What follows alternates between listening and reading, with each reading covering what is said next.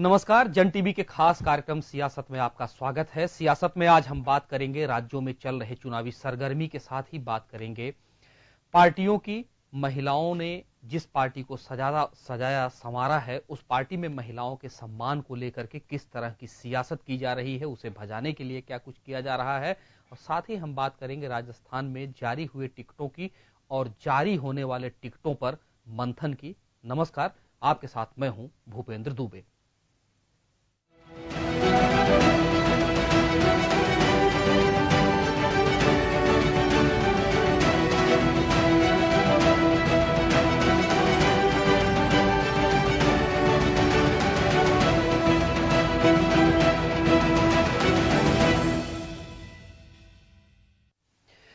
और सबसे पहले बात करेंगे आम जनता को मिली राहत की।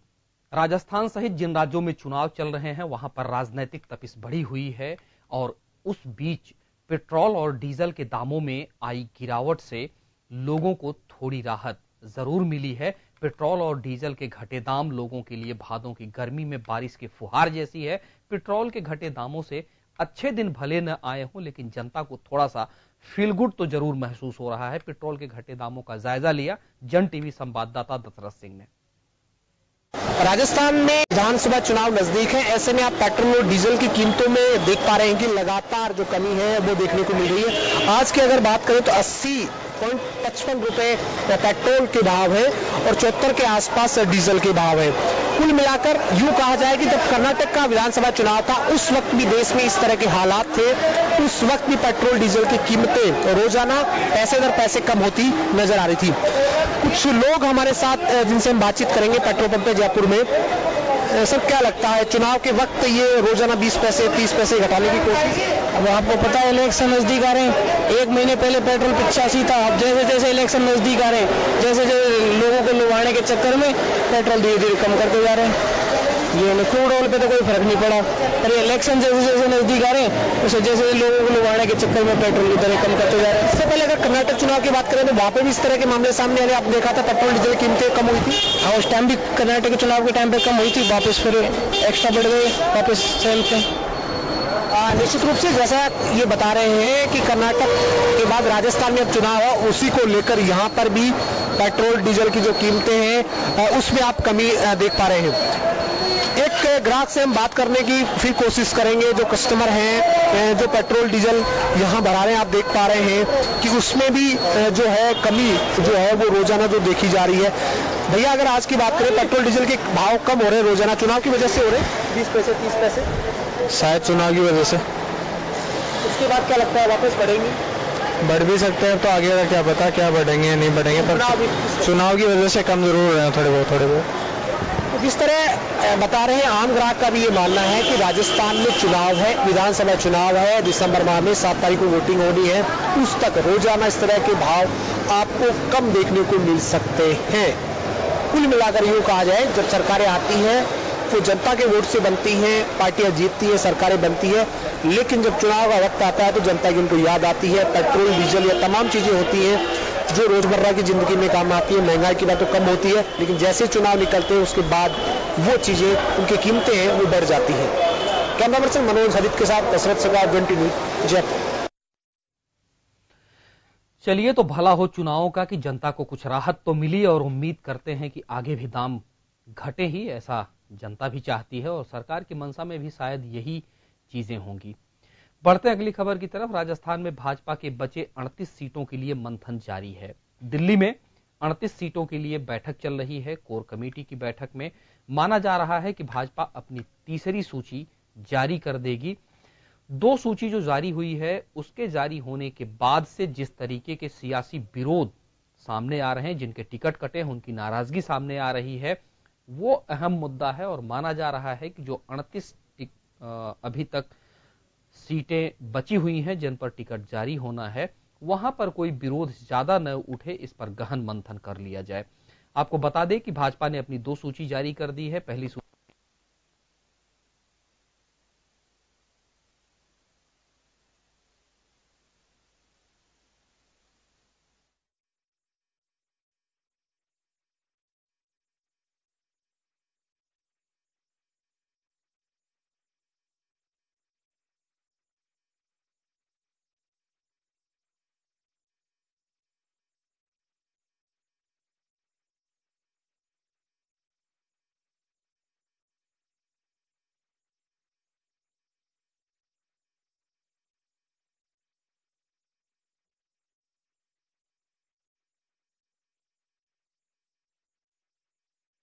भाजपा की तैयारी 38 सीटों पर जो अभी टिकट जारी होने हैं उनको लेकर के मंथन चल रहा है। आपको बता दें कि 2 सूची भाजपा जारी कर चुकी है, जिसमें पहली सूची में 131 और दूसरी सूची में 31 लोगों के नाम जारी किए गए हैं। उसके बाद अब अंतिम जो सूची है उसमें 38 जो बचे हुए लोग हैं उनके नामों पर तैयारी चल रही है और इस 38 के नाम के ऐलान के बाद भाजपा 200 की पूरी सूची जारी कर देगी। उम्मीद है कि आज की बैठक के बाद कोई मजबूत मजमून बाहर निकल के आ जाए। एक तरफ जहां बीजेपी अपनी अंतिम सूची की तैयारी में लगी हुई है, वहीं जिन लोगों के टिकट कट गए हैं वो भाजपा से अलग होकर के अपनी अंतिम रणनीति की तैयारी में लग गए हैं। भाजपा के वैसे नेता जिनके टिकट कट गए हैं वो बागी हैं और अलग से चुनाव लड़ने की तैयारी में जुटे हैं। ऐसे में बागियों को मनाना पार्टी के लिए एक बड़ी चुनौती है और इस पर पार्टी के कुछ वरिष्ठ नेताओं को काम करने के लिए लगाया भी गया है। पेश है बागियों पर एक रिपोर्ट। बीजेपी ने राजस्थान चुनाव के लिए कुल 162 उम्मीदवारों की सूची तैयार कर दी। पहली लिस्ट में 131 तो दूसरी सूची में 31 लोगों को चुनावी मैदान के लिए उतार दिया गया है। दूसरी सूची आ जाने के बाद अगर पूरे समीकरण पर नजर डाला जाए तो इसमें 19 महिला, 26 जाट, 22 राजपूत, 27 एससी और 22 एसटी शामिल हैं। 162 लोगों की सूची में 44 नए लोगों को जगह मिली है, जबकि 40 लोगों के टिकट काटे गए हैं। दूसरी सूची के आ जाने के बाद भाजपा में विरोध के स्वर और मुखर हो गए हैं। 162 लोगों की सूची में से 40 लोग हटाए गए हैं जो वर्तमान विधायक हैं, तो संभव है उनकी नाराजगी भी बाहर आ ही रही है। सबसे अहम बात यह है कि 162 लोगों की जो सूची जारी की गई है, जिसमें से 40 नाम कटे हैं, ऐसे में 4 मंत्री भी दावेदारी से महरूम रह गए। राजस्थान में भाजपा को जनता के सामने रखने के लिए बड़ा सवाल यह भी खड़ा हो रहा है कि जिन 40 लोगों को उम्मीदवार का दावेदार बना करके 2013 में भाजपा ने चुनावी बैतरणी पार की थी, 18 में उन पे भरोसा क्यों नहीं रहा? क्या उनकी राजनीतिक परिपक्वता नहीं बढ़ी या फिर जिस हिसाब से राज्य इकाई काम चाहती थी उस पर वे खरे नहीं उतरे? अगर ये पसंद नापसंद के तराजू में तौला गया तो बीजेपी के लिए फायदा कम, नुकसान ज्यादा होगा, लेकिन काम के तराजू में अगर तौल करके बीजेपी ने ये निर्णय लिया है तो निश्चित तौर पर बीजेपी के लिए फायदे का विषय होगा।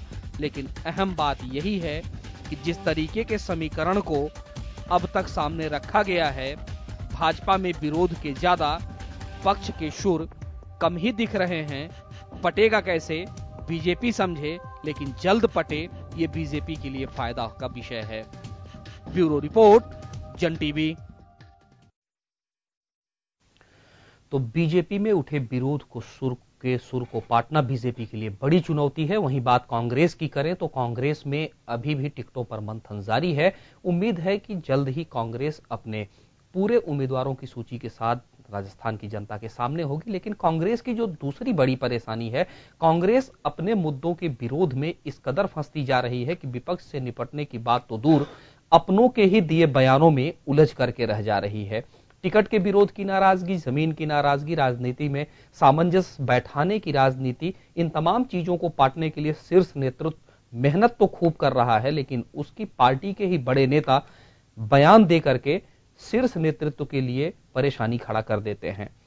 कांग्रेस के वरिष्ठ नेता कमलनाथ ने महिलाओं को लेकर जो बयान दिया, उसके बाद देश की सियासत में बयानबाजी तेज हो गई है। कांग्रेस पर जिस तरीके से कांग्रेस ने यह बयान दिया कि महिलाओं को कहीं भी सजाने के लिए टिकट नहीं दिया जा सकता है, कांग्रेस की उस धुरी पर बड़ा सवाल है जिसमें कांग्रेस ने देश के लिए महिलाओं की पहली सूची दी थी। चाहे पहले प्रधानमंत्री की बात हो, पहले राष्ट्रपति की बात हो या पहले वैसे राष्ट्रीय अध्यक्ष की जिसने पार्टी को नेतृत्व दिया। पेश है एक रिपोर्ट। महिलाओं को, जो जीतने वाली महिलाएं थी, उनको टिकट दिया है। केवल एक कोटा और सजावट के लिए हम उस रास्ते में नहीं गए। 2018 में राज्यों में हो रहे विधानसभा चुनावों में स्थानीय मुद्दे कम, राष्ट्रीय मुद्दों की छाप ज्यादा दिख रही है। भाजपा को स्थानीय मुद्दों पर घेरने के बजाय कांग्रेस अपने बयानों से राष्ट्रीय मुद्दे को ही आधार दे करके चली जा रही है। शायद कांग्रेस के नेता इस बात को समझ नहीं पा रहे हैं कि राष्ट्रीय मुद्दों को अगर राज्य के चुनावों में भजाने की कोशिश होगी तो बनी बनाई रणनीति चौपट हो जाएगी। मध्य प्रदेश में कांग्रेस नेता कमलनाथ के बयान ने एक बार फिर देश की सियासत में नई बहस को जन्म दे दिया है, जिसमें कमलनाथ ने यह कहा कि महिलाओं को टिकट देना जिस तरीके की जरूरत है उसके आधार पर ही रहता है, महिलाओं को सजावट का सामान नहीं बनाना है। देश में महिला सशक्तिकरण को लेकर के जिस तरह की बातें चल रही हैं और महिलाओं को लेकर जिन चीजों को उठाया जा रहा है, उसमें कांग्रेस को इस बयान के बाद काफी किरकिरी का सामना करना पड़ रहा है। राजनीतिक रूप से कांग्रेस के पूरे इतिहास को देखा जाए तो कांग्रेस ही वो पार्टी है जिसने देश को पहले राष्ट्रपति, देश को पहला प्रधानमंत्री और पार्टी नेतृत्व के लिए राष्ट्रीय अध्यक्ष दिया है। ऐसे में महिलाओं को लेकर कमलनाथ का यह बयान कांग्रेस के राजनैतिक चेहरे और चरित्र पर सवाल खड़ा कर रहा है। बीजेपी भी इस मुद्दे को अपने हाथ से नहीं जाने देना चाहती और यही वजह है कि मध्य प्रदेश राज्य इकाई की भाजपा से लेकर केंद्रीय इकाई तक महिलाओं के मामले पर कमलनाथ को इस तरह घेर लिए हैं कि कांग्रेस को अब कोई रास्ता नहीं सूझ रहा है। बहरहाल मध्य प्रदेश से शुरू हुई ये कवायद राजस्थान की सियासत में एक नया समीकरण लेकर के आई। अगर राजस्थान में टिकट बंटवारे में भाजपा की महिलाओं की हिस्सेदारी की बात कर लें तो 131 के लिए जारी हुई पहली सूची में महिलाओं को 12 सीट मिली थी, जो कुल जारी हुए सीट का केवल 10% था। लेकिन दूसरी सूची जो जारी हुई उसमें 31 उम्मीदवारों में 7 सीटें महिलाओं को दी गई हैं। भाजपा को इस बात का भरोसा है कि जिस राज्य का नेतृत्व एक महिला के जिम्मे था, उसमें महिलाओं की भूमिका, भागीदारी, हिस्सेदारी और मजबूती के साथ खड़ी होनी चाहिए। भाजपा के इस राजनीतिक समीकरण का कांग्रेस क्या उत्तर देती है, ये तो राजस्थान के टिकटों के जारी होने के बाद ही पता चलेगा। लेकिन कुल मिलाकर के कांग्रेस ने भाजपा को महिलाओं के मुद्दे पर सियासत करने का एक बड़ा मौका तो दे ही दिया। ब्यूरो रिपोर्ट, जन टीवी।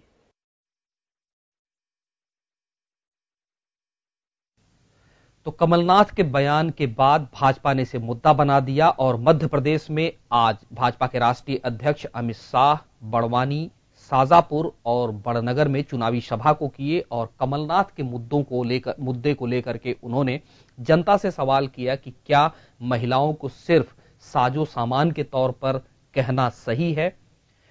भाजपा के राष्ट्रीय अध्यक्ष ने कमलनाथ पर जमकर हमला किया और उन्होंने कहा कि आज भी कांग्रेस की मानसिकता उस दौर से बाहर नहीं निकल पा रही है जहां पर सामंती विचारधारा और महिला पुरुष विभेद को खड़ा करके रखा जाता है। अमित शाह ने यह भी कहा कि यही कांग्रेस का असली चेहरा है और इस चेहरे से बाहर कांग्रेस अभी तक निकल ही नहीं पाई है।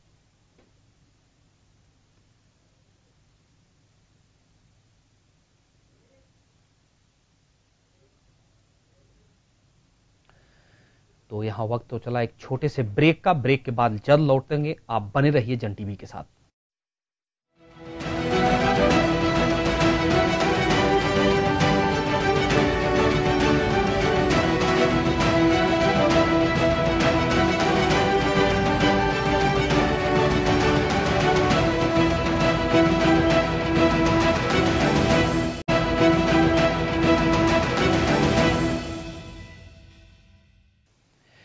ब्रेक के बाद एक बार फिर से आपका स्वागत है। अब बात करते हैं बिहार की। महामहिम राष्ट्रपति एक दिवसीय दौरे पर 15 नवंबर को बिहार में थे। उन्होंने राजेंद्र कृषि विश्वविद्यालय में आयोजित दीक्षांत समारोह में हिस्सा लिया। राजेंद्र कृषि विश्वविद्यालय का यह पहला दीक्षांत समारोह था जिसमें महामहिम ने हिस्सा लिया। वहीं एनआईटी पटना में भी दीक्षांत समारोह में हिस्सा लिए। 8वें दीक्षांत समारोह में राष्ट्रपति ने हिस्सा लिया।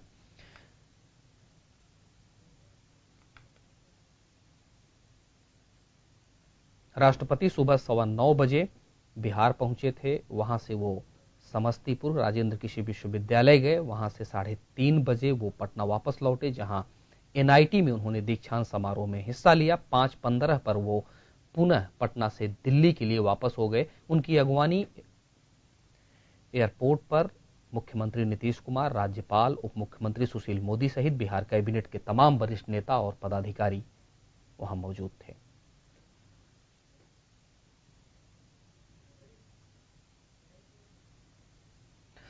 तो बात बिहार की ही। बिहार में भले ही चुनाव अभी नहीं है, 2019 की रणनीति अभी बनने में देरी है, लेकिन राजनीतिक घमासान 5 राज्यों में विधानसभा चुनावों के तहत ही है। वर्तमान समय में एनडीए के घटक दल रालोसपा ने बिहार में टिकट बंटवारे को लेकर विरोध का बिगुल फूंक दिया है और उसके राष्ट्रीय अध्यक्ष केंद्रीय मंत्री उपेंद्र कुशवाहा एनडीए के खेमे से नाराज चल रहे हैं। हालांकि नीतीश के बढ़ते एनडीए में कद को किसी आधार पर कमतर करके नहीं आंका जा सकता और इसके विरोध का परिणाम क्या होगा यह भी लगभग लिखा जा चुका है। उपेंद्र कुशवाहा एनडीए से अलग हो सकते हैं, इसके औपचारिक ऐलान भर की बात बची हुई है, लेकिन उनकी नाराजगी ने बिहार की राजनीति के लिए एक नई पटकथा लिखनी शुरू कर दी है। पेश है एक रिपोर्ट।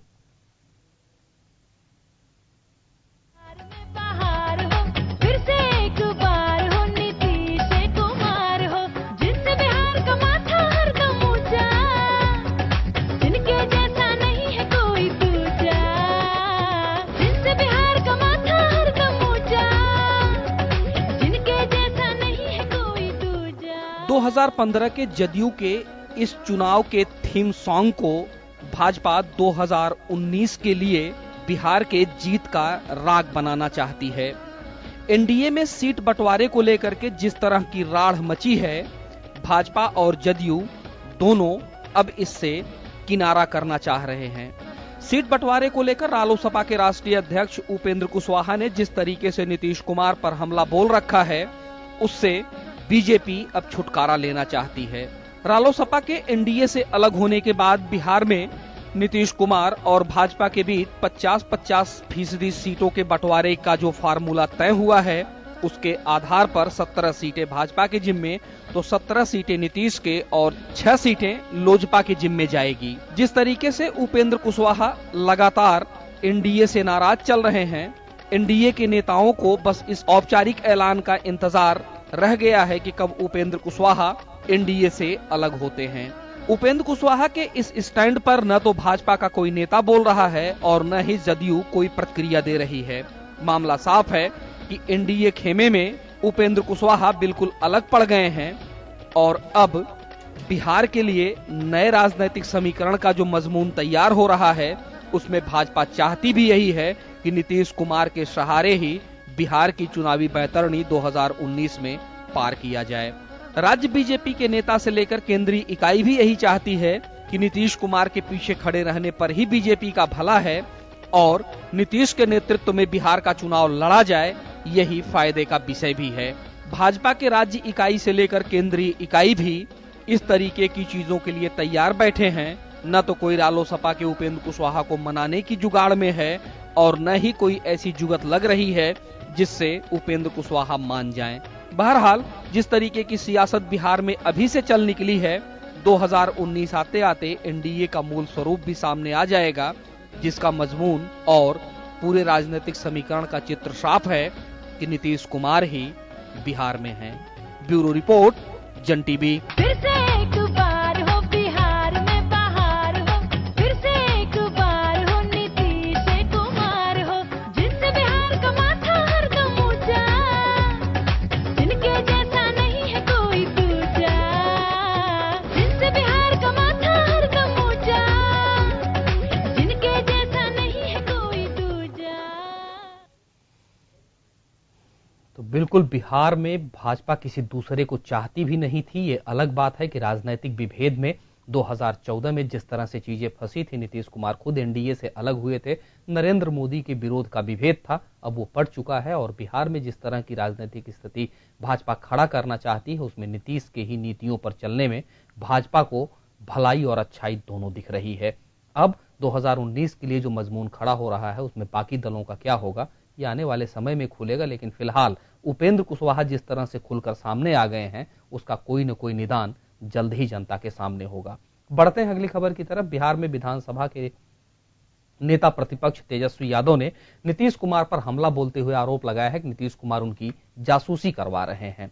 तेजस्वी यादव के सरकारी बंगले के बगल में सीसीटीवी कैमरा लगाया गया, जिसको लेकर तेजस्वी यादव नाराज हो गए। तेजस्वी का साफ तौर पर कहना है कि नीतीश कुमार उनकी जासूसी करवा रहे हैं, उनसे कौन मिलने आता है, इसको लेकर के नीतीश कुमार डरे हुए हैं। आपको बता दें कि एनडीए में रहते हुए रालोसपा के राष्ट्रीय अध्यक्ष उपेंद्र कुशवाहा तेजस्वी यादव से मिले थे तो राजद नेताओं को ये लगने लगा था कि एनडीए में एक सेंधमारी जरूर हो रही है और सीसीटीवी कैमरा लगने के बाद तेजस्वी यादव इस बात को लेकर नाराज हैं कि उनसे कौन मिलता है, इसकी जानकारी नीतीश कुमार को चाहिए। हालांकि तेजस्वी यादव के इस आरोप को जदयू ने खारिज किया है। अभी तक कोई बयान मुख्यमंत्री नीतीश कुमार की तरफ से नहीं आया है, लेकिन ये बातें कही जा रही हैं कि जो आरोप लगाए जा रहे हैं वो गलत है। जल्द ही जदयू इस पर अपना उत्तर भी साफ कर देगी।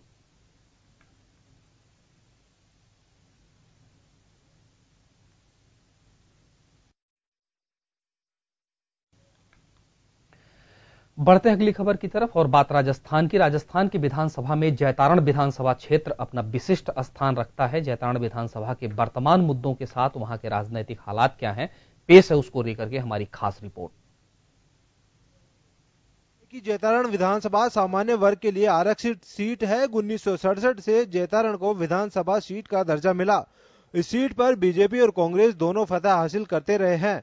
1990 में इस सीट पर गोयल फतह हासिल कर रहे हैं, लेकिन 2008 में गोयल को कांग्रेस के दिलीप चौधरी ने पराजित कर दिया था। वहीं 2013 में सुरेंद्र गोयल ने 34,874 वोटों से जीत हासिल की।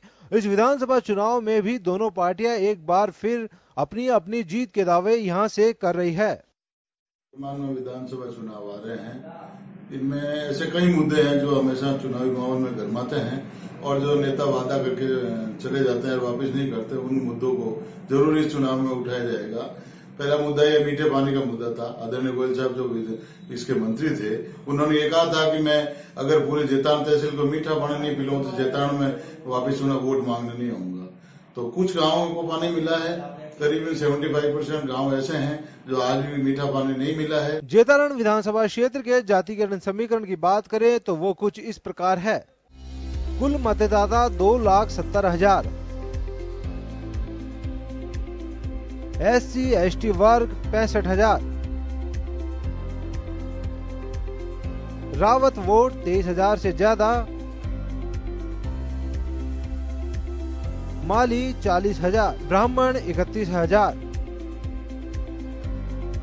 कुमावत 25,000, गुर्जर 20,000, महराज 14,000, मुसलमान 14,000। जैतारण में बेरोजगारी, पीने के पानी की समस्या, रेल लाइन जैसे मुद्दे लोगों की जुबान पर है। आइए जानते हैं क्या कहना है लोगों का चुनावी मुद्दों को लेकर। रोजगार एक बड़ा मुद्दा, भ्रष्टाचार से भी जनता त्रस्त, पानी में फ्लोराइड की समस्या, रेल लाइन बिछाने का मुद्दा भी गरमाया, जमाई जल परियोजना को लेकर लोगों में आक्रोश।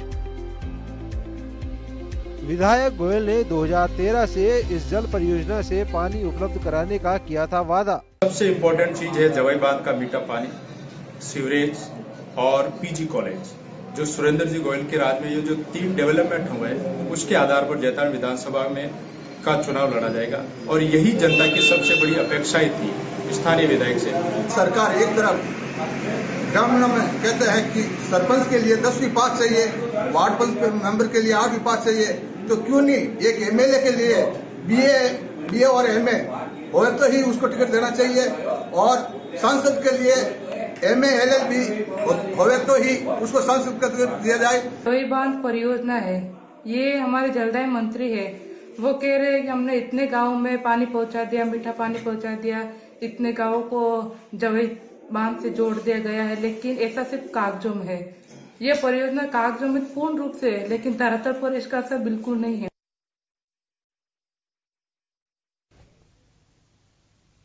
तो जन टीवी के इस कार्यक्रम में इतना ही।